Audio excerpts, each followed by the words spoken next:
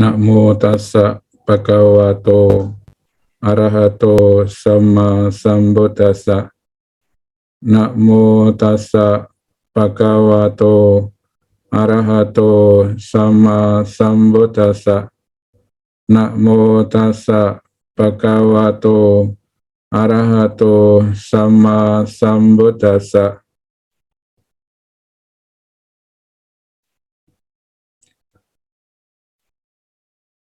Kita jalani teman yang memuliakan pimpinan Puja Bakti yang saya hormati, para upasaka upasika umat Buddha di Blitar dan Tulungagung ya, yang berbahagia. Suara saya kedengaran? Ya, terdengar jelas, Bante. Ya. Mohon maaf sebelumnya, yang agak telat masuk Zoom. Ya.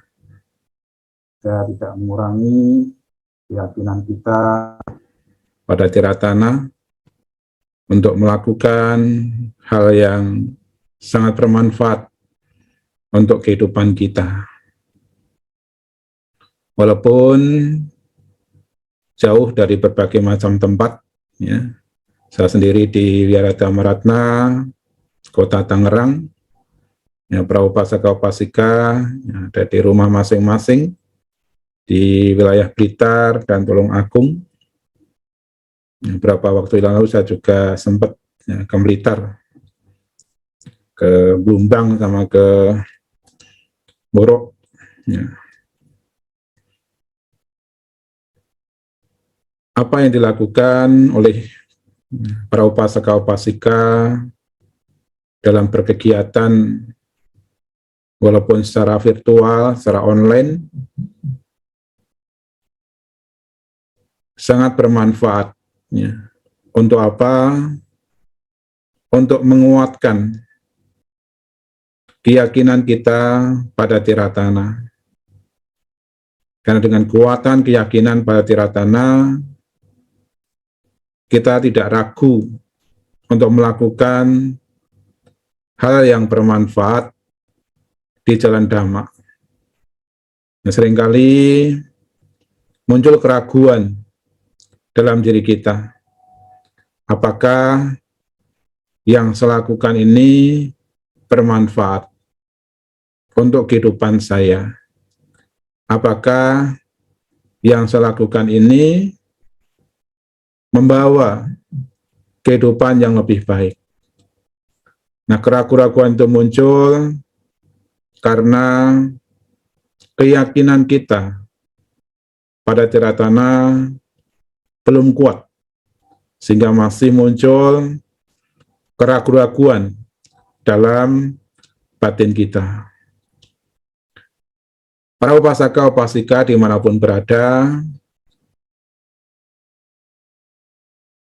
hampir 2 tahun ini masyarakat di Indonesia, bahkan di dunia, menghadapi pandemi COVID-19. Waktu awal-awal pandemi muncul, banyak orang yang bertanya, banyak orang yang merasakan perubahan yang tidak disangka-sangka. Bahkan di antara banyak orang itu batinnya tergoncang, mentalnya menjadi drop. Kenapa? Karena perubahan yang begitu cepat. Hampir 2 tahun ini tentu ada pelajaran berharga buat kita. Kesulitan yang kita hadapi, perjalanan kehidupan yang kita lalui dengan berbagai macam hal ini, tentu merupakan pembelajaran yang berharga buat diri kita. Apalagi kita sebagai umat Buddha, sebagai seorang Buddhis, tentunya sudah sangat mengenal akan ajaran corak kehidupan, utamanya ketidakkekalan, atau sering kita kenal dengan istilah anicca. Pandemi COVID-19 ataupun perubahan-perubahan apapun dalam perjalanan kehidupan ini sesungguhnya mengingatkan kepada kita semua adanya hukum kebenaran dalam kehidupan ini. Adanya fakta kehidupan, realita kehidupan, yang kadangkala fakta atau realita kehidupan ini bisa saja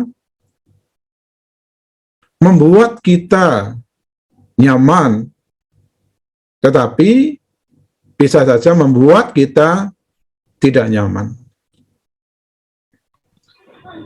Malam hari ini saya akan bicara tentang realita kehidupan dan apa yang harus kita lakukan untuk menghadapinya. Para upasaka upasika dimanapun berada, dalam perjalanan kehidupan ini kita akan dihadapkan dengan banyak hal. Nah, malam hari ini saya akan bicara tentang Attaloka Dhamma, 8 kondisi kehidupan yang mengiringi perjalanan kehidupan kita. Apa itu 8 kondisi kehidupan? 8 kondisi kehidupan itu, dalam perjalanan kehidupan ini, kita akan dihadapkan dengan kata bahagia. Ada bahagia, tetapi juga ada derita. Ada kalanya, dalam perjalanan kehidupan ini kita dihadapkan dengan keberuntungan, mendapatkan keuntungan yang besar. Tetapi ada kalanya kita dihadapkan dengan kerugian. Suatu saat kita dipuji oleh sahabat, oleh teman, oleh keluarga, oleh siapa saja. Tetapi suatu ketika kita juga bisa dihadapkan dengan celaan. Ya. Ada kalanya kita dielulukan di tengah masyarakat. Kita menjadi orang yang termasyhur, terkenal. Tetapi ada kalanya kita juga bisa dicampakkan, tidak dilihat oleh orang-orang di sekitar kita. Itulah 8 kondisi kehidupan yang mengiringi perjalanan kehidupan kita. Nah, coba kita melihat ke dalam diri kita masing-masing. Ya, para upasaka upasika, ya, coba kembali melihat perjalanan kehidupan dari sejak dilahirkan sampai kemudian saat sekarang ini. Apakah realita kehidupan itu, fakta kehidupan itu nyata, ada, dan kita hadapi?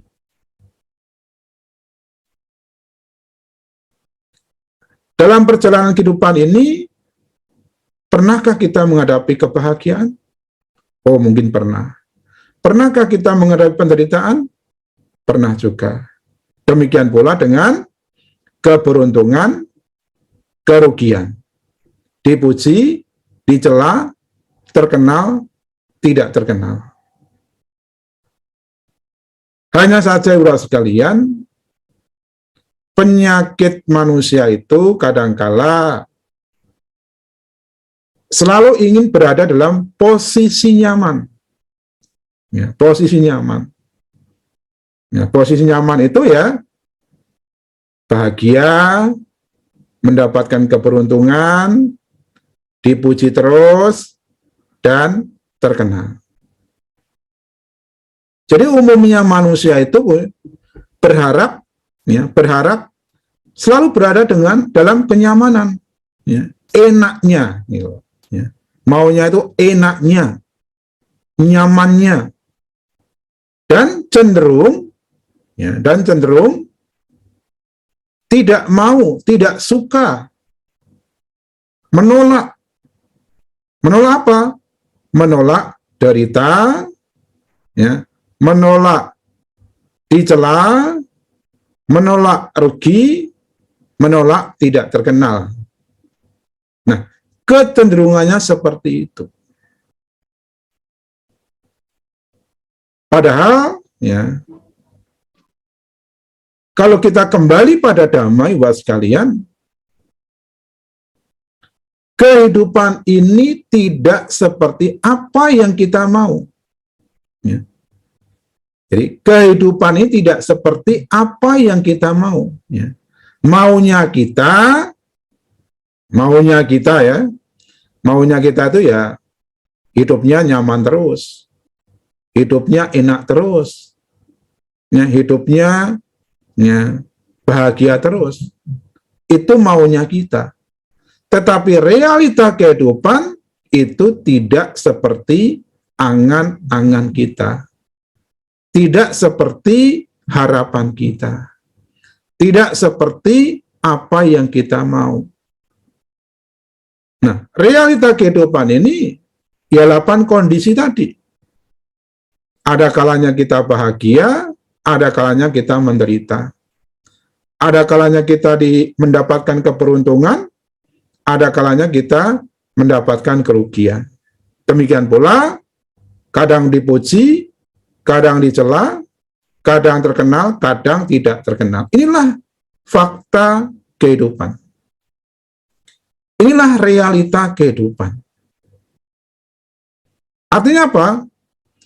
Artinya kita dihadapkan dengan kehidupan yang tidak pasti. Jadi hidup ini tidak pasti. Kita tidak bisa menebak mereka apa yang akan kita lalui, apa yang akan kita hadapi. 1 menit kemudian, 1 jam kemudian, 1 hari kemudian, apakah kita tahu? Tidak tahu. Karena hidup itu tidak pasti. Hidup ini bergerak dinamis. Ya, kalau di bahasa Jawa itu ada namanya cokro manggilingan. Ya. Roda itu berputar. Kadang di atas, kadang di bawah. Nah, maunya kita kan di atas terus. Ya, di atas terus. Karena merasa kalau di atas itu enak. Ya, kemudian, ketika kita berada di bawah, cenderung menolak. Nah, ketika seseorang masih mempunyai cara berpikir yang seperti itu, kecenderungannya apa? Kecenderungannya ya tidak bahagia. Kenapa? Karena ya adanya keterikatan, kemelekatan terhadap apa yang dihadapi. Entah itu bentuk ya, kenyamanan ataupun bentuk ketidaknyamanan. Kita harus menyadari, ya, kita harus memahami bahwa kenyamanan dan ketidaknyamanan itu adalah bagian dari perjalanan kehidupan kita. Itulah kehidupan yang tidak pasti. Itulah ketidakkekalan. Itulah hukum perubahan. Nyata, ada, suka, tidak suka, mau, tidak mau, kita harus menjalani dan menghadapi. Ini yang tidak mudah. Ya. Ini yang tidak mudah. Kenapa tidak mudah? Ya, karena kita harus latihan. Latihan untuk menghadapi semua itu. Ya. Kemudian selalu belajar dari pengalaman perjalanan kehidupan kita. Nah, kalau kita mau belajar, ya, kita ya mau terus belajar dengan pengalaman-pengalaman yang sudah ada itu dalam perjalanan kehidupan kita, ya akan muncul namanya pemahaman, pengertian yang benar. Oh, inilah kehidupan, inilah hidup. Ya, hidup itu owah kingsir, tidak langgeng, tidak kekal. Nah, ketika sampai pada pemahaman itu, ketika kita berada dalam posisi nyaman atau tidak nyaman, kita selalu punya pemahaman, oh ya, ini kan tidak kekal. Ya. Ambil contoh, kita ya berhadapan dengan kebahagiaan. Posisinya di atas, mendapatkan kebahagiaan. Nah, ketika kita dalam posisi di atas, mendapatkan kebahagiaan tadi, kita juga harus berpikir bahwa kebahagiaan itu tidak kekal. Keberuntungan itu tidak kekal. Pujian itu tidak kekal. Terkenal itu tidak kekal. Demikian pula, ya, derita juga tidak kekal. Kerugian juga tidak kekal. Celaan juga tidak kekal. Demikian pula, ketidakterkenalan juga tidak kekal. Nah, pemahaman seperti inilah yang kemudian akan menumbuhkan pengertian benar akan corak kehidupan. Sehingga kita tidak mudah larut terbawa oleh persoalan kehidupan. Para upasaka, para upasika dimanapun berada. Apa yang harus kita lakukan? Ya. Manusia berharap hidupnya aman. Aman dari apa? Aman dari penderitaan. Aman dari malapetaka. Aman dari kesulitan. Itulah umumnya orang mencari yang namanya aman. Supaya apa? Supaya terbebas dari hal-hal buruk. Supaya terbebas dari hal-hal yang tidak nyaman tadi. Tetapi Bapak sekalian, karena pengertiannya tidak benar atau mungkin ya, belum sampai pada pemahaman yang benar, kadang-kala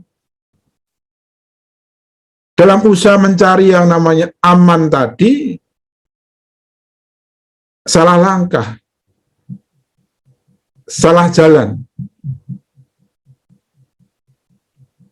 Ya, dalam Dhammapada ada syair,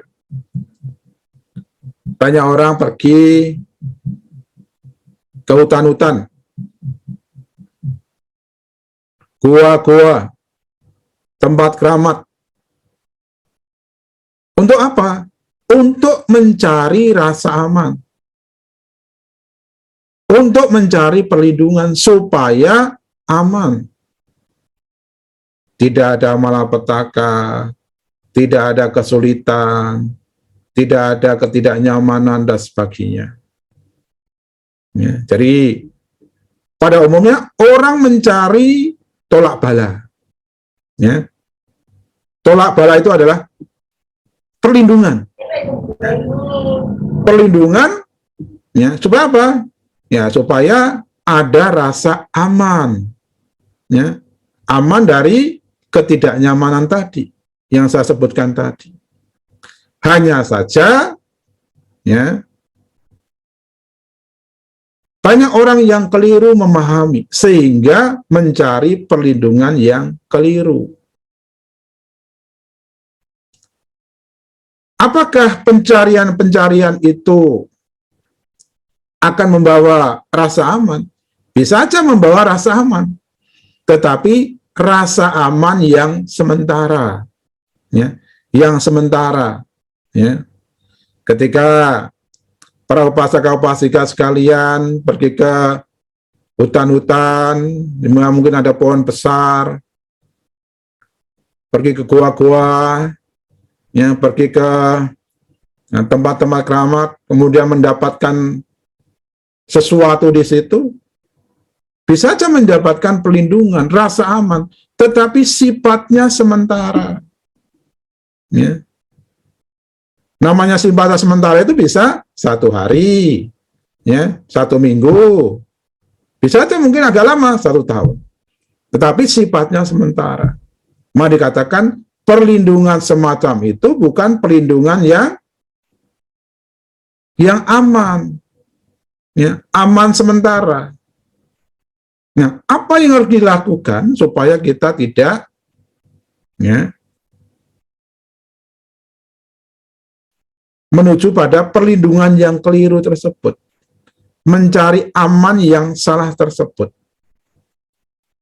supaya kita mampu menghadapi persoalan kehidupan ini dengan baik, benar, dan bijak.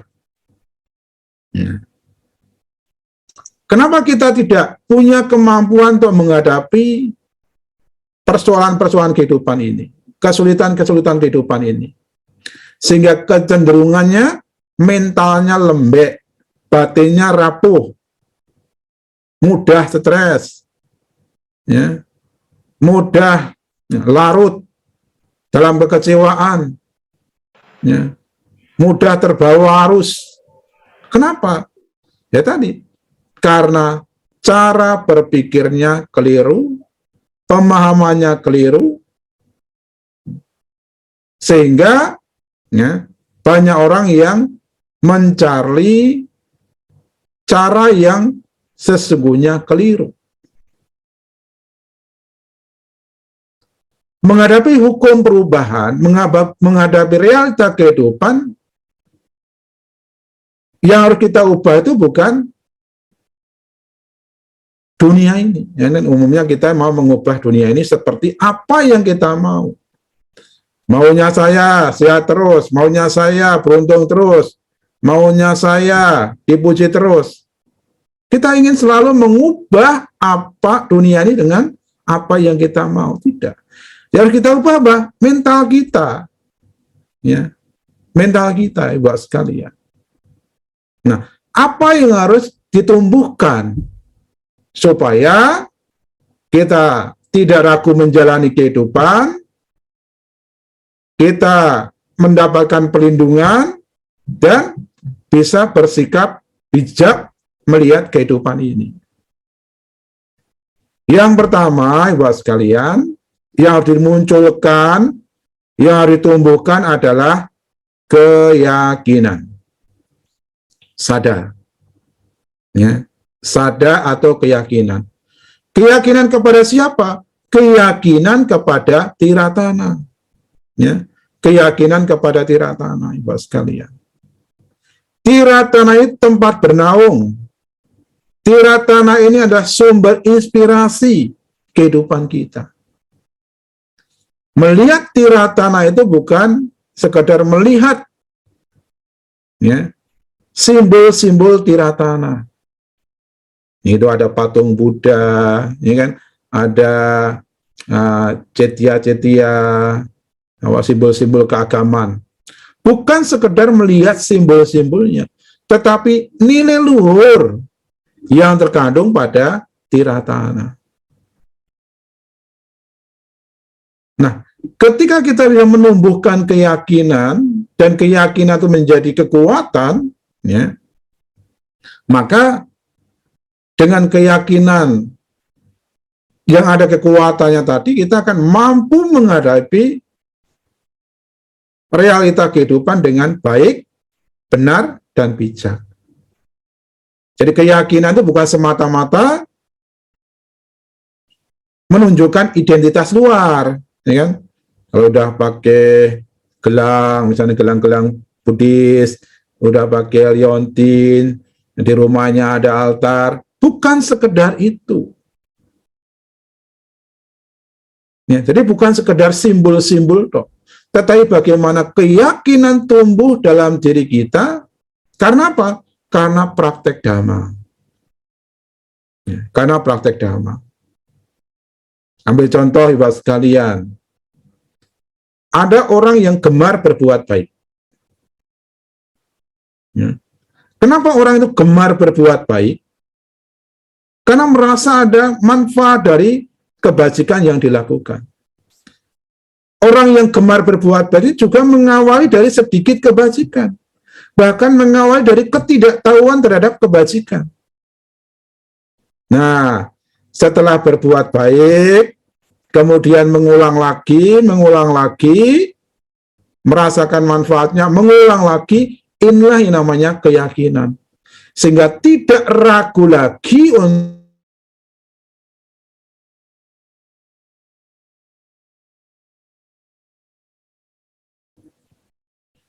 ketika seseorang gemar meditasi itu juga mengawali dari ketidaktahuan terhadap manfaat meditasi. Kemudian melakukan meditasi. Kemudian mengulang lagi. Dan mengulang lagi. Inilah yang namanya keyakinan. Jadi seseorang yang memiliki keyakinan itu, dia akan melakukan hal bermanfaat dalam situasi apapun. Situasi apapun. Ambil contoh misalnya begini, hampir 2 tahun ini kan kita menghadapi COVID. Nanti bagaimana harus berbuat baik, kita kan menghadapi masalah, kita menghadapi kesulitan. Ya. Nah, ada orang yang punya pemikiran seperti itu. Jadi ketika hidupnya sulit, hidupnya tidak baik, berhenti berbuat baik. Ya. Punya pandangan seperti itu, punya pemikiran seperti itu. Ya, itu tidak punya keyakinan. Seseorang yang punya keyakinan, dia akan berbuat baik, dia akan praktek dhamma kapanpun, dimanapun, dalam situasi apapun. Nah, ini seorang yang memiliki keyakinan. Nah, ketika keyakinan ini kuat dalam diri kita, apa yang muncul? Kemantapan hati. Ya, kemantapan hati. Kita tidak ragu untuk melakukan hal yang bermanfaat. Tidak ragu menghadapi kehidupan ini. Kenapa? Karena keyakinan. Ya. Jadi keyakinan itu memunculkan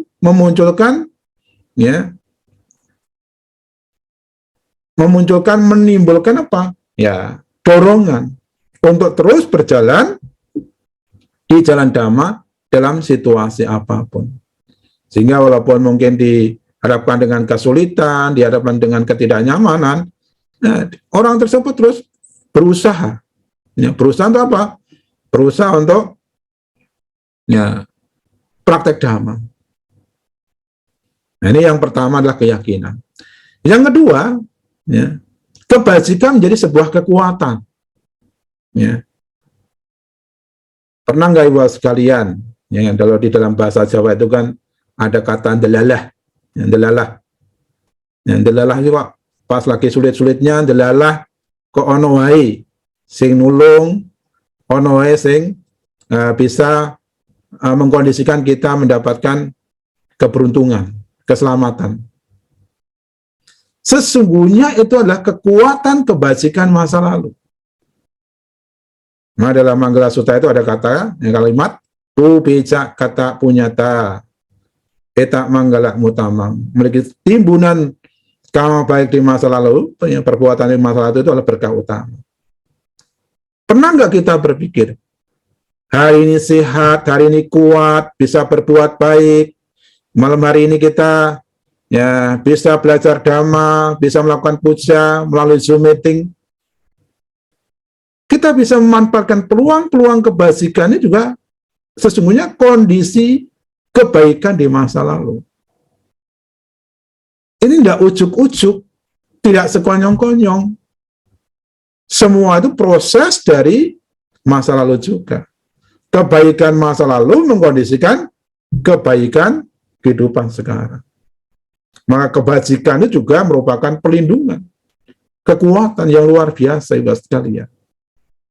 Oleh karena itu, ketika ada peluang untuk berbuat baik, peluang untuk melakukan kebajikan, cobalah menggunakan peluang-peluang yang ada itu untuk melakukan perbuatan baik.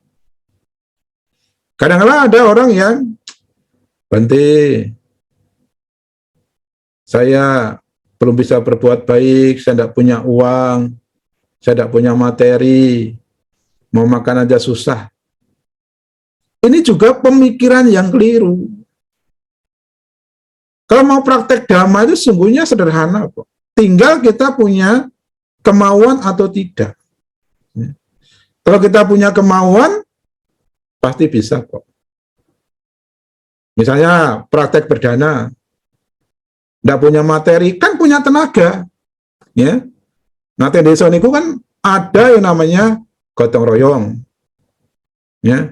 Wiharane kotor, ya bisa nyapu di wihara, bisa membersihkan altar, itu kan juga praktek dana dengan tenaganya.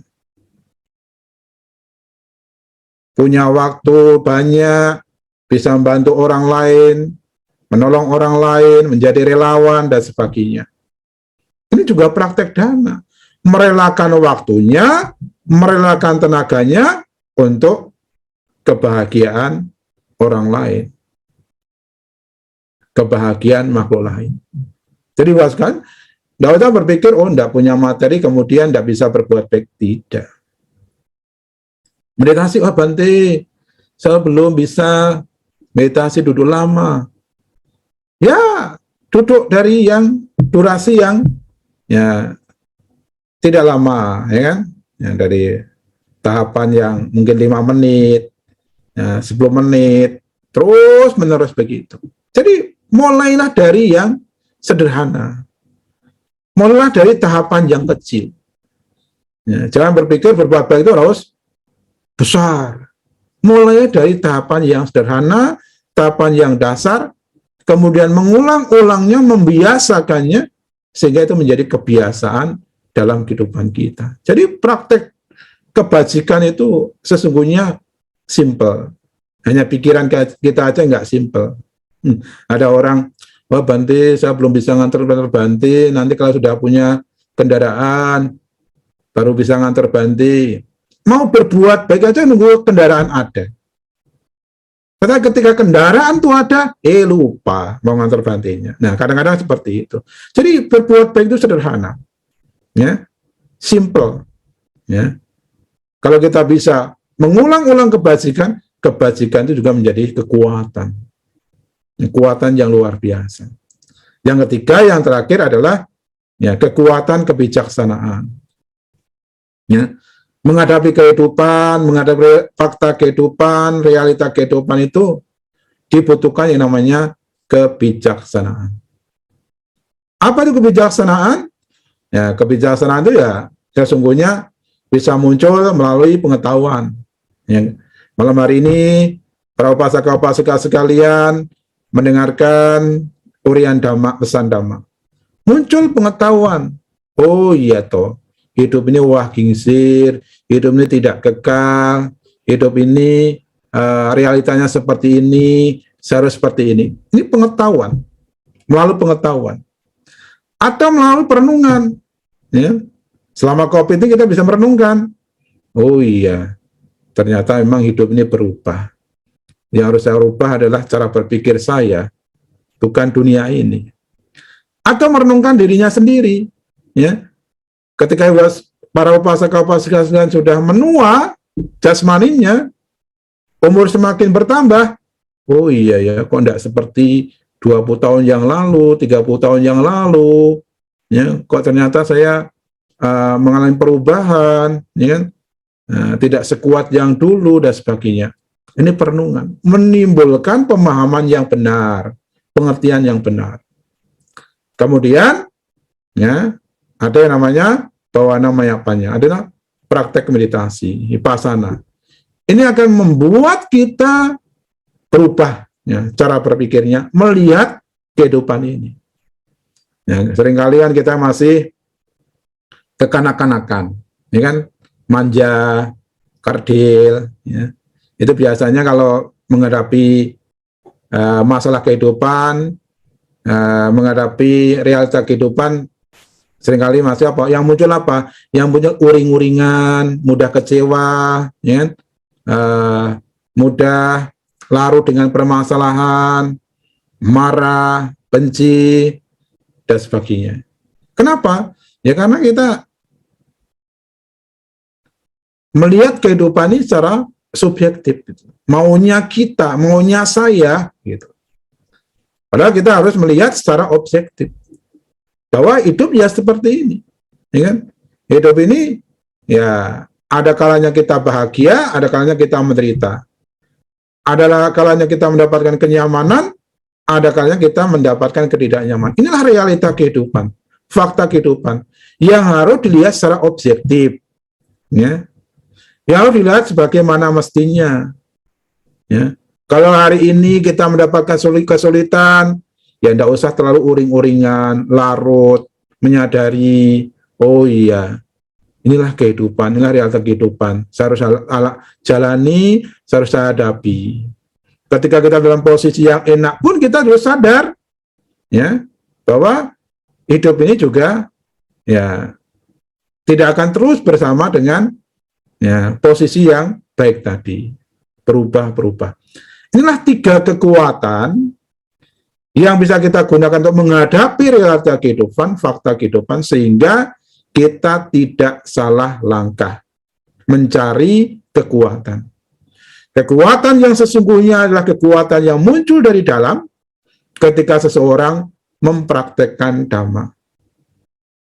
Maka ada istilah Dhammo hawe rakati Dhamma caringti.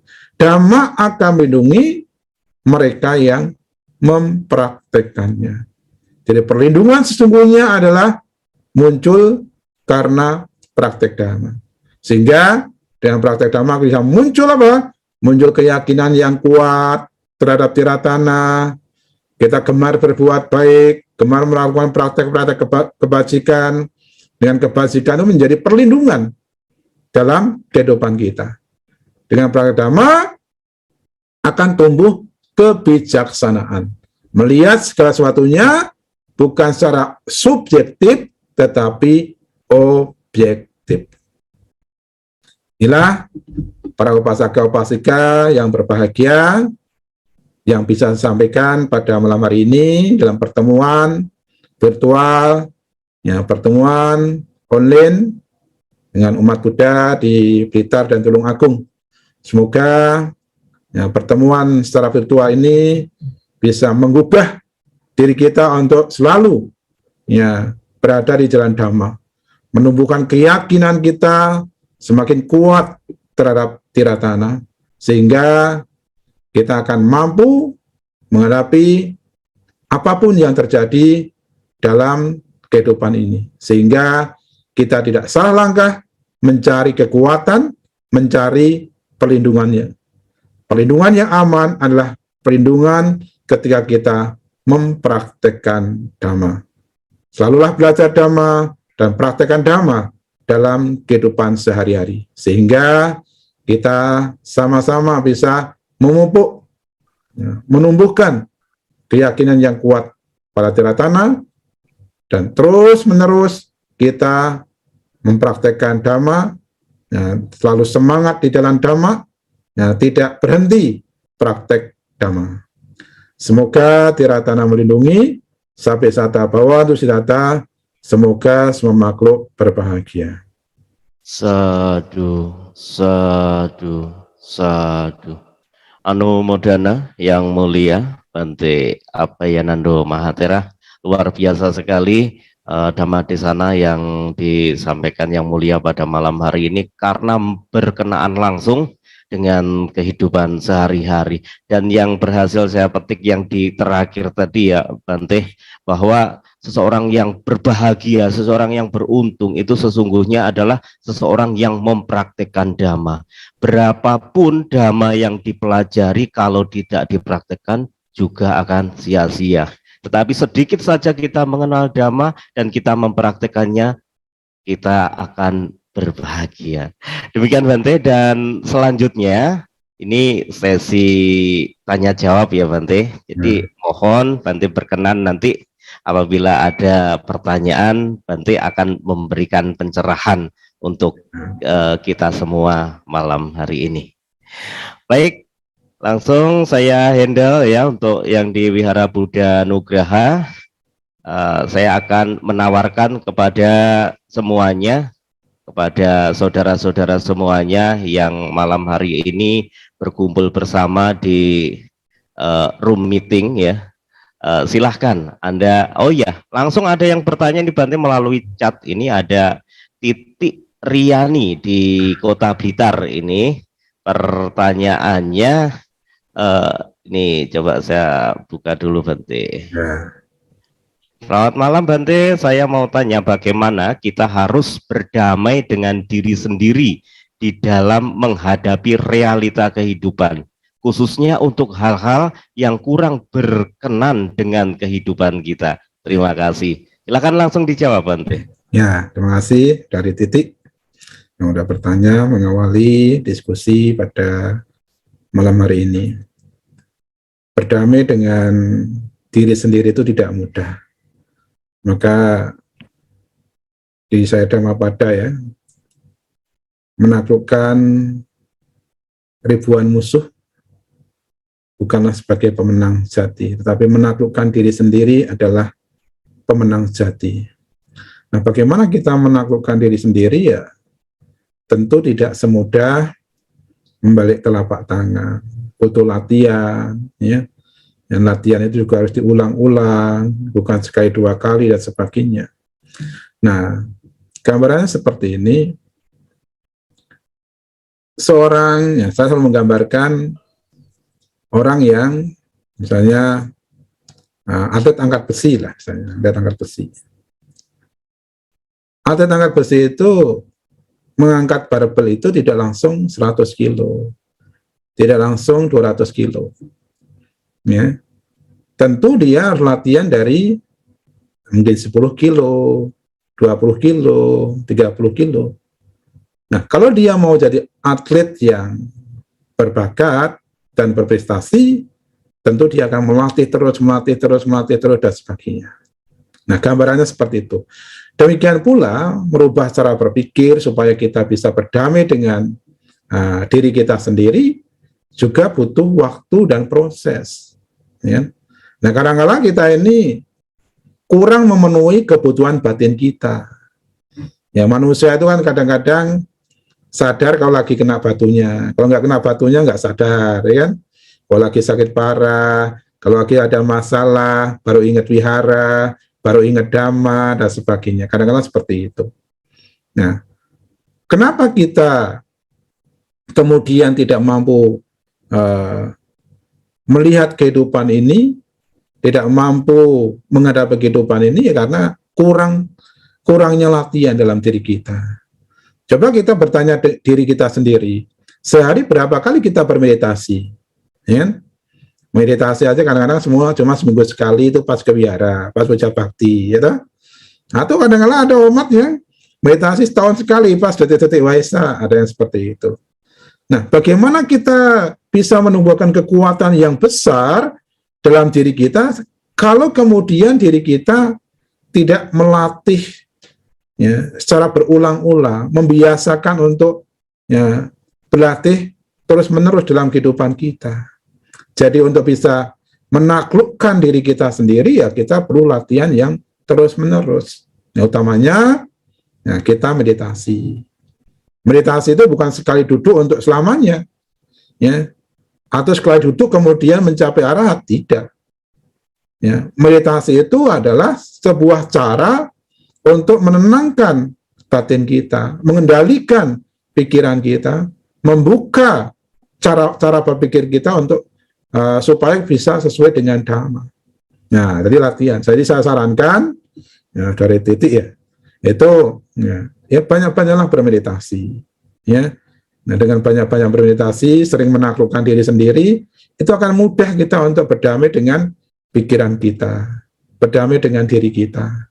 Nah, sehingga kita akan mampu menghadapi apapun, ya, menghadapi kenyamanan ataupun ketidaknyamanan. Memang umumnya orang kalau berhadapan dengan kenyamanan tuh ingin terus bersamanya, dan kadang-kadang lengah gitu loh, lengah, ya, takabur. Ya, ketika kebahagiaan itu hilang, kenyamanan itu hilang, shock lagi, stres lagi. Apalagi menghadapi ketidaknyaman itu juga tidak mudah. Jadi saran saya, ya banyaklah berlatih, ya utamanya meditasi, ya bukan sekali dua kali, tetapi terus menerus. Ya, ketika Anda bisa melatihnya, membiasakannya, saya yakin Anda bisa berdamai dengan diri Anda sendiri, apalagi ketika menghadapi ya, saat-saat yang tidak nyaman.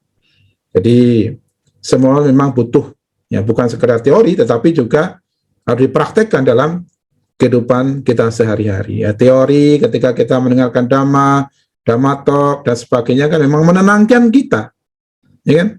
Ya, menenangkan kita. Pada saat itu kita terhibur gitu loh. Kayaknya stresnya hilang, padahal nggak hilang, baru masih mengendap gitu loh. Nah, kekuatan yang sesungguhnya itu bukan harus apa? Harus praktek nyata. Jadi latihannya harus diperbanyak. Ya. Ketika latihannya diperbanyak, terus-menerus latihan, saya yakin Anda bisa.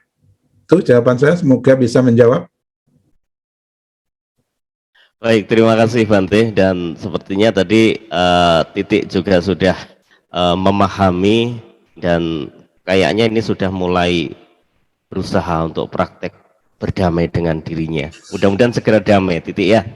Dan baik, di belakangnya silahkan jika ingin bertanya Anda bisa raise hand ya, bisa ngomong langsung nanti, silahkan raise hand terlebih dahulu sehingga saya akan tahu siapa yang bertanya, atau kalau enggan untuk menyampaikan secara langsung bisa seperti Titik tadi ya, bisa menuliskan di chat komentar. Silakan, masih saya tunggu, kita masih memiliki banyak kesempatan malam hari ini, atau mungkin yang di Wihara Buddha Nugraha, karena di sini terlihat sangat banyak di sana Bante, di Wihara Buddha Nugraha Kecamatan Selorjo ini Bante. Ya, silakan yang dari Buddha Nugraha ingin bertanya, saya kasih waktu. Silakan di open mic-nya, di unmute. Halo Bu Meta. Ya, silakan untuk ya, bertanya Bu Meta. Dari tadi menyimak itu sudah jelas loh Mas. Apa Bapak Ibu ada yang mau ditanyakan? Monggo. Wes podo pinter katanya. Oh, nggih, terima kasih kalau sudah. Ya, ada Mas Bono Hermaji, silakan Mas Bono. Ya, selamat malam Bante. Selamat malam. Di sini saya mau bertanya Bante bahwa pada saat ini lagi viralnya itu boneka arwah, di mana salah satu tujuannya memiliki boneka arwah itu ada yang juga ingin mendapatkan keselamatan atau perlindungan. Dan ini kalau saya membaca literatur dari internet, ini asalnya dari Thailand, dan ternyata di Thailand juga ada ritual para Bante itu ikut membacakan parita untuk boneka arwah. Sehingga ini kesannya agama Buddha melegalkan boneka arwah. Ya, bagaimana pendapatnya menurut Bante? Terima kasih. Ya, kita harus kembali pada Dhamma. Ya, persoalan di satu tempat, ya, atau mungkin ada sebagian kecil, bukan sebagian besar, ya, ada sebagian kecil yang melakukan ritual-ritual semacam itu, ya, itu sesungguhnya kita harus bisa membedakan mana Dhamma, ya, mana bukan Dhamma. Nah, Dhamma ini ya selalu mengajarkan kita untuk ya, menumbuhkan kekuatan dari praktek Dhamma yang kita lakukan.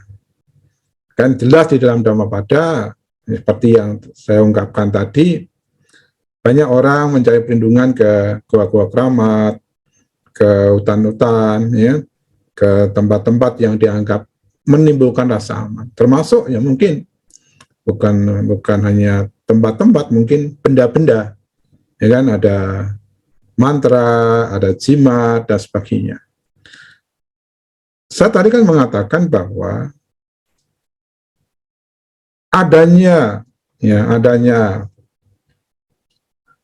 benda-benda itu atau pergi ke tempat itu mendapatkan perlindungan itu bukan perlindungan yang aman. Ya. Mereka yang belum pada Buddha, Dhamma, dan Sangha sesungguhnya yang akan mendapatkan perlindungan yang aman. Jadi jelas di situ. Jadi tolak ukurnya ya di situ. Dan kalau supaya kita tidak terkecoh, wah ini kok di Thailand, kemudian bonekanya juga dibacain parita dan sebagainya, oh ini umat agama Buddha, supaya tidak terkecoh. Artinya kembalilah kepada Dhamma. Ya, Dhamma sudah jelas, ya, semua terang benderang, ya, bahwa perlindungan yang utama itu adalah berlindung pada Buddha, Dhamma, dan Sangha. Ya, dengan berlindung pada Buddha, Dhamma, dan Sangha, sesungguhnya kita mencari tempat perlindungan yang aman. Apalagi kemudian kita bisa praktek Dhamma, bisa memahami duka, sebab duka, ya, jalan lenyapnya duka, jalan menuju lenyapnya duka. Nah, dengan memahami 4 kebenaran mulia ini, hidup kita akan aman, ya, akan aman hidup kita. Ya, jadi tolak ukurnya seperti itu. Jadi apapun ritualnya, apapun bentuknya, walaupun itu mungkin datang dari negara yang mungkin mayoritas Buddhisnya, kalau tidak sesuai dengan Dhamma, ya tidak kita ikuti, ya tidak kita ikuti. Nah, kadang-kadang kan manusia itu ya lebih suka dengan ya hal-hal yang instan, ya, hal-hal yang instan, ya kan? Hal-hal yang instan itu apa? Hal-hal yang instan itu tadi perlindungan yang tidak aman tadi, ya. Atau aman sementara tadi, ya. Ya, punya boneka kelihatannya aman, ya. Tetapi sesungguhnya apakah aman selama? Tidak. Siapa yang bisa, apa benda-benda itu bisa digunakan untuk menghadapi usia tua, sakit, kematian, dan perubahan? Ya. Mau berapa lama? Kalau tahu mungkin, oh dengan boneka itu misalnya usianya panjang misalnya. Mau panjang seberapa? Karena manusia ini, kehidupan ini itu ada batasnya. Batasnya adalah kematian. Bisa saja umurnya panjang, bisa saja umurnya juga pendek. Nah, jadi tolak ukurnya adalah tadi perlindungan yang aman adalah mereka yang berlindung pada Tiratana, Buddha, Dhamma, dan Sangha. Kemudian bisa memahami 4 kebenaran mulia.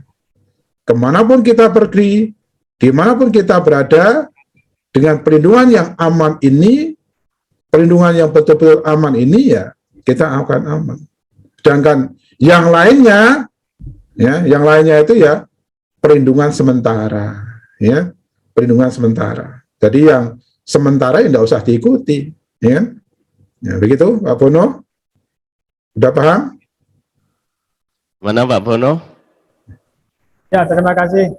Ya. Baik, terima kasih ya. Ya, luar biasa sekali Pak Bono. Beberapa pertemuan ini pertanyaannya selalu sesuatu yang viral.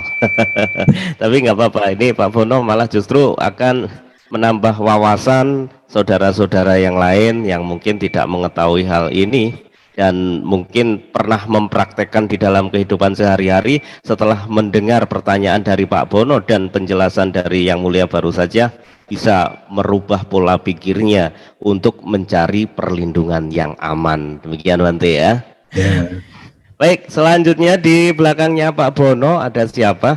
Yang dari Tulungagung juga, dari Banyuwangi juga, silahkan. Ingin bergabung, ingin bertanya. Ya, sepertinya Pak Sutekno sudah siap di sini meskipun belum present, tapi sudah muncul di layar. Langsung saya kasih kesempatan Pak Sutekno, silahkan. Baik, terima kasih. Selamat malam, Mbak E.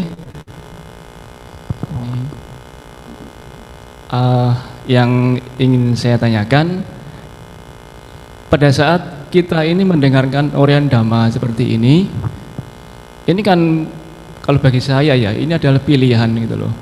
Nah, kadang-kadang saya juga mendengarkan disebutkan bahwa pada saat mendengarkan Dhamma ini karena karma baik kita yang lalu gitu loh. Jadi mengapa kok disebutkan seperti itu, Bante? Sedangkan kan ini kan pilihan saya sendiri begitu. Terima kasih, Bante. Demikian.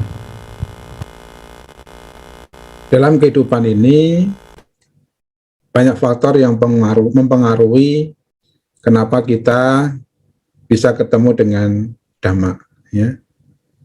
Bisa ketemu dengan hal-hal baik. Karena banyak ya, di antara sekian banyak orang ya, ada yang tidak bisa ketemu. Ada orang punya niat. Ya, misalnya sambil contoh ya. Orang ini mau niat berbuat baik. Niatnya kencang sekali, kuat sekali. Tetapi ya, niat itu tidak tersampaikan karena faktor kemacetan. Ya, misalnya dia mau dana makan, ada kemacetan. Kalau di sini di Jakarta sini, Tangerang sini, kemacetan akhirnya nggak jadi. Atau mungkin ada faktor lain. Dia sudah punya niat untuk berbuat baik, ternyata ya, pada saat itu bantenya tidak ada di wihara. Nah, artinya apa? Ya semua itu kan berjodoh. Sekalipun itu pilihan, belum tentu orang yang memilih itu akan ketemu, ya kan? Ya, akan ketemu. Ketika kita punya pilihan, belum tentu kita ketemu dengan apa yang kita pilih itu. Karena apa? Banyak faktor. Maka dikatakan, selalu mengatakan pakai kalimat, ya semua itu ya, ada namanya berjodoh. Berjodoh kebajikan. Kenapa malam hari ini kita ketemu? Semua ada harapan, ada keinginan untuk bertemu di Zoom meeting ini. Tetapi ada juga orang yang sudah merencanakan jauh-jauh hari untuk ketemu di Zoom meeting ini, tidak bisa. Kenapa? Ada kendala-kendalanya. Ada faktor-faktor X yang mempengaruhinya. Masa katakan, ya, tidak ada yang kebetulan dalam kehidupan ini. Ada proses yang mengikuti. Ya. Proses yang mengikuti itu bisa saja kebajikan masa lalu, faktor keyakinan yang kuat, ya, faktor pengertian yang kuat, kemudian ada waktu, ada peluang, dan sebagainya. Maka dikatakan, kita ini berjodoh. Berjodoh dengan apa? Berjodoh dengan Dhamma. Bisa belajar, bisa praktek Dhamma.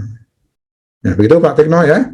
Jadi tidak ada yang kebetulan, semua adalah proses, ada yang mengikuti, sekalipun kita punya rencana, punya pilihan, belum tentu kita bisa bertemu dengan pilihan itu, karena faktor-faktor yang mengikuti kehidupan kita. Begitu, Pak Tekno? Baik, kalau bisa saya katakan berarti semacam hoki gitu ya, Bante? Ya, bisa aja begitu bahasanya. Nah, maka becak kata pun nyata, memiliki timbunan masa lalu, eta manggala mutamang, itulah berkah utama. Berkah itu kan manggala, manggala itu hoki. Terima kasih, Bante. Monggo Mas Bento, terima kasih. Baik, terima kasih Pak Sutekno di Kota Tulungagung yang juga sudah bertanya malam hari ini. Di belakangnya Pak Sutekno, silahkan. Ya, kita masih memiliki cukup banyak waktu. Silahkan Anda raise hand biar saya tahu ini siapa gitu ya yang bertanya. Karena apa yang disampaikan oleh Yang Mulia pada malam hari ini benar-benar sesuatu yang luar biasa, sekali lagi yang berkenaan langsung dengan kehidupan sehari-hari. Kadang kita memiliki keinginan untuk selalu di atas, kadang kita memiliki keinginan untuk selalu bahagia, untuk tercapai cita-citanya tetapi belum terpenuhi. Nah, hal tersebut juga akan mengakibatkan penderitaan kalau kita tidak mau berdamai dengan diri sendiri seperti yang ditanyakan oleh Titik di awal tadi. Nah, maka dari itu silakan untuk saudara-saudara semuanya, Bapak Ibu yang ingin juga bertanya, mungkin masih ada yang belum dipahami atau mengalami sesuatu di dalam perjalanan kehidupan di hari-harinya seperti itu. Silakan, masih saya tunggu. Kalau tadi dari Kabupaten Blitar, dari Kota Blitar, dari Kota Tulungagung, sekarang silakan untuk yang lainnya. Ya, atau mungkin semuanya sudah sangat paham. Baik Bante, saya ingin mengajukan juga satu pertanyaan Bante, bahwa di dalam kehidupan sehari-hari seperti yang saya sampaikan barusan, kita itu memiliki keinginan dan kita sudah memupuk, ya sudah memupuk kebajikan-kebajikan agar keinginan itu bisa terwujud, bisa tercapai. Tetapi ada saja halangan yang mengakibatkan keinginan kita itu tidak terwujud, tidak tercapai atau belum terwujud. Nah, bagaimana langkah kita untuk apakah kita memupuk kembali kebajikan-kebajikan atau bahkan ada cara yang lain, Bante, agar kita bisa mencapai hal baik yang sebenarnya kita inginkan tersebut, Bante? Ya, hidup ini harus ya, dihadapi dengan cara yang bijak, bukan sekedar mengikuti keinginan-keinginan kita. Kita punya harapan, kita punya tujuan, itu pasti. Ya. Tujuan kita kebahagiaan, ya, harapan kita menjadi manusia baik dalam kehidupan ini. Nah, kadangkala kita sudah merencanakan, ya, sudah punya planning yang kuat, tetapi ada saja faktor-faktor yang membuat kita belum sampai pada harapan dan tujuan itu. Nah, apa yang harus kita lakukan? Yang pertama, kita harus mengerti, memahami bahwa apa yang kita rencanakan, target-target yang menjadi target dalam kehidupan ini, ada dua kemungkinan.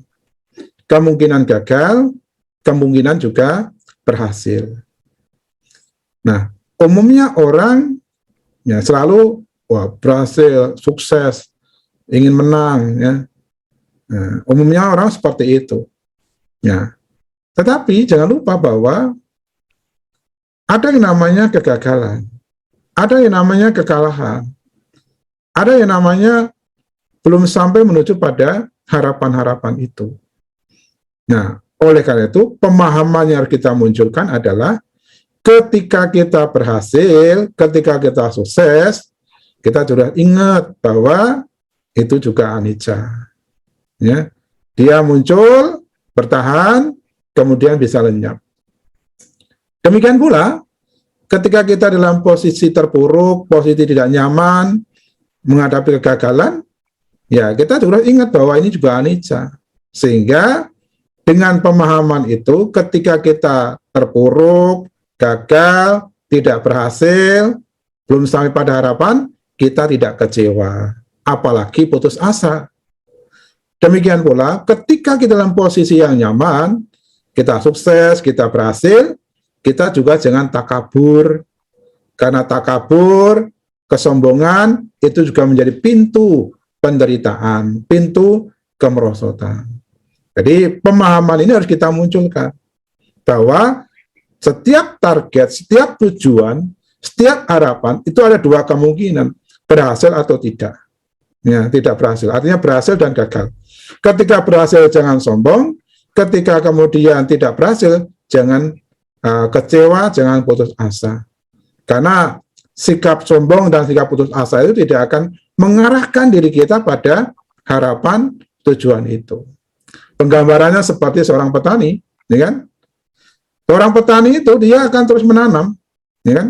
Ya kan, nanam hari ini sudah direncanakan, mungkin nanam kopi, nanam sayuran dan sebagainya. Kadang-kadang sudah direncanakan, sudah matang, ya kan? Pemupukannya bagus, tanahnya juga subur, kemudian panennya juga bagus, ternyata kendala harga. Ya. Ya. Tapi kadang-kadang ketemu harga yang bagus, panennya tidak bagus, ya, sedikit dan sebagainya. Itulah kehidupan. Ya, itulah kehidupan. Apa kemudian petani itu kemudian, aduh, ini gagal begini, dengan kemudian berhenti nanam kopi, berhenti nanam sayur. Ketika seorang petani berhenti nanam sayur, berhenti nanam kopi, nanam tanaman-tanaman yang lainnya, apakah sampai harapan? Ya tidak. Ya, dia harus terus menanam dan menanam. Baru kemudian mendapatkan hasil. Nah, namanya hasil itu ya tentunya setiap orang berbeda-beda. Ya, maunya hasilnya besar. Ya, maka kita harus punya yang namanya santuti, rasa puas. Ketika hari ini kita dapat hasil segini, ya syukuri. Itulah hasil kita, kerja kita. Ya, kemudian kalau kita merasa itu belum besar, ya besok dikondisikan lagi, terus begitu. Nah, seorang Buddhis, seorang upasaka-upasika yang mengerti Dhamma, tidak akan pernah berhenti melakukan kebajikan.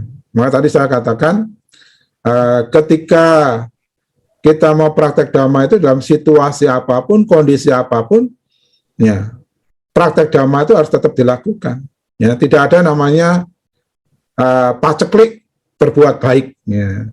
Paceklik praktek Dhamma. Jadi kita terus menerus. Supaya apa? Ya, supaya kita bisa mengkondisikan. Ketika kebaikan-kebaikan, praktek-praktek Dhamma, praktek-praktek bermanfaat terus kita lakukan, itu akan menjadi kondisi untuk ketemu ke kebaikan-kebaikan. Tetapi kalau kemudian kita berhenti untuk praktek Dhamma, praktek kebajikan, berhenti mengkondisikan, ya kemungkinan untuk ketemunya menjadi jauh. Ya. Peluangnya menjadi kecil. Ya, penggambarannya seperti itu. Begitu? Baik. Jawaban saya. Terima kasih Bante, dan sepertinya juga waktu kita sudah sampai di penghujung ini malam hari ini Bante. Sebelum nanti kita lanjutkan untuk membacakan Patidana dan ditutup dengan nama Karapata oleh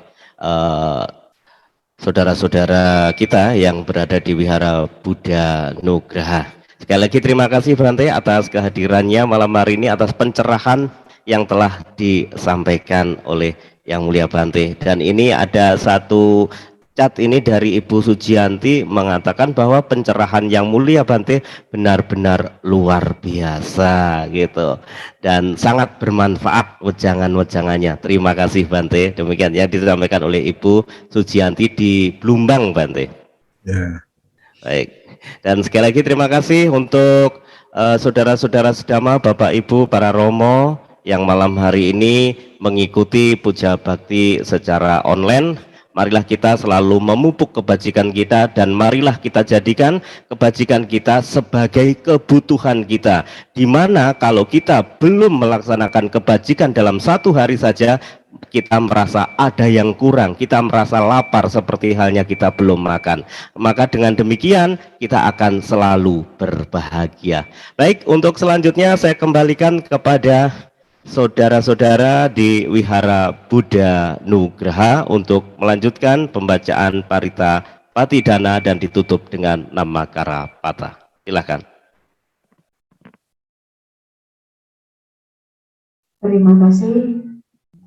Yang Mulia Bante sudah memberikan wejangan yang sangat bermanfaat bagi kita semua dan sangat baik untuk kita lakukan.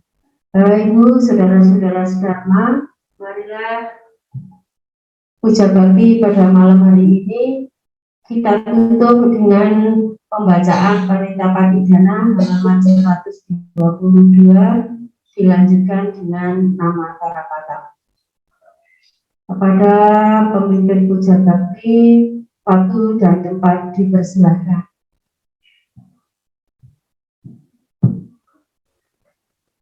Ibu, Bapak, dan saudara-saudara, marilah kita bersikap menjadi, kita memanjatkan Parita Patidana.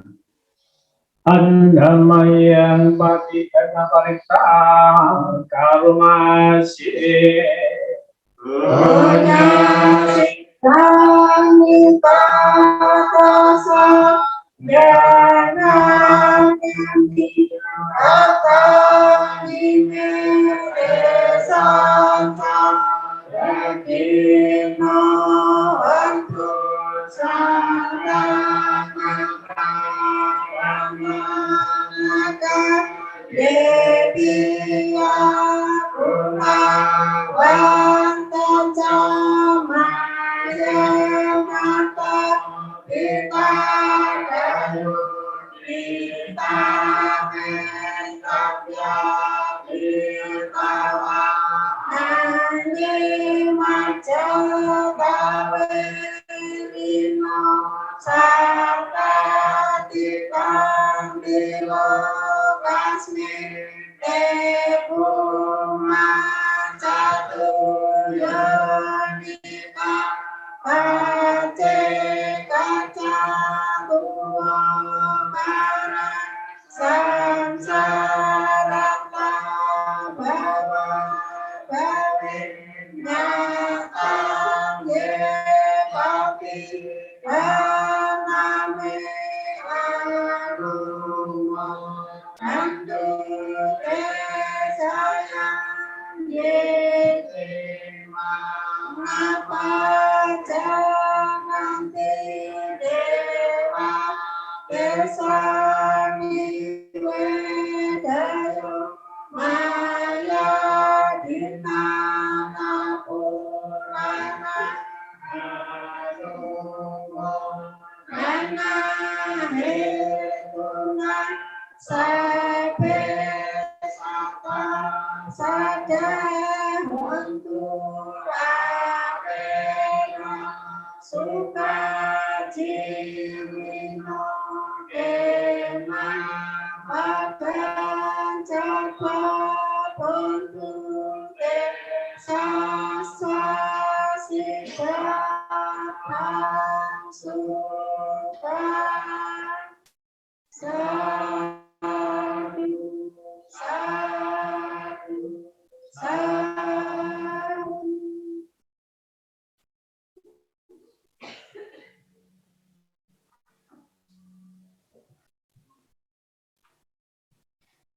Arahang Samma Sambuddho Bhagava. Arahang Samma Sambuddho Bhagava. Bodang Bhagavanta Abiwadan. Swagato Bhagavata Dhammo. Swagato Bhagavata Dhammo. Dhamma Namasami. Supati Panno Bhagavato Sawaka Sangho. Supati Panno Bhagavato Sawaka Sangho.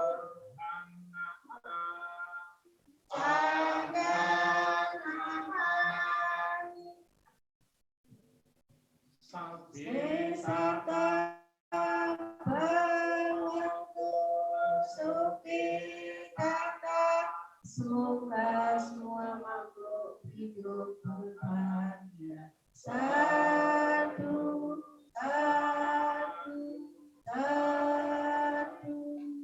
Terima kasih kami sampaikan kepada Yang Mulia Bante Buddha Purna. Mari kita mengucapkan Okasa Langgani Bante.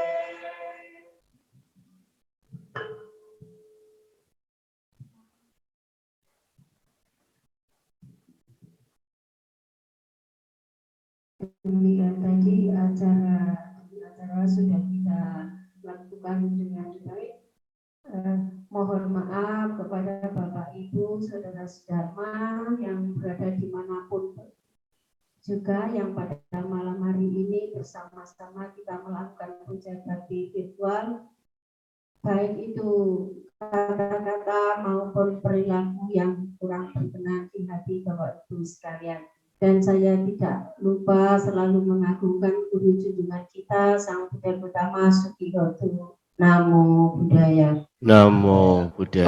Waktu selanjutnya saya kembalikan lagi kepada Bapak Peter. Monggo. Terima kasih kepada Ibu Meta dan seluruh umat di Wihara Buddha Nugraha, dan saya juga mengucapkan banyak terima kasih kepada Bapak Marwan sekeluarga yang telah memberikan tempat untuk pelaksanaan puja bakti online malam hari ini sebagai tuan rumah, sebagai penyelenggara puja bakti pada malam hari ini. Semoga berkah kebahagiaan selalu menyertai kita semuanya. Dan baik, saya juga mengucapkan Mahanumodana kepada Yang Mulia Bante Abhayanando Mahathera yang malam hari ini telah membimbing kita. Sekali lagi terima kasih Bante. Baik, dan Modana, semuanya semangat. terima kasih Bante. Dan saya juga mengucapkan terima kasih kepada Atasilani Damanandini. Tadi sudah mengkonfirmasi Bante terus ya, Bante ternyata masih ada dalam kesibukan yang lain. Demikian, sekali lagi terima kasih kepada Atasilani Damanandini yang banyak membantu dalam pelaksanaan online di Blitar, baik itu di puja bakti online ataupun di sekolah minggu online. Sekali lagi terima kasih Atasilani ya.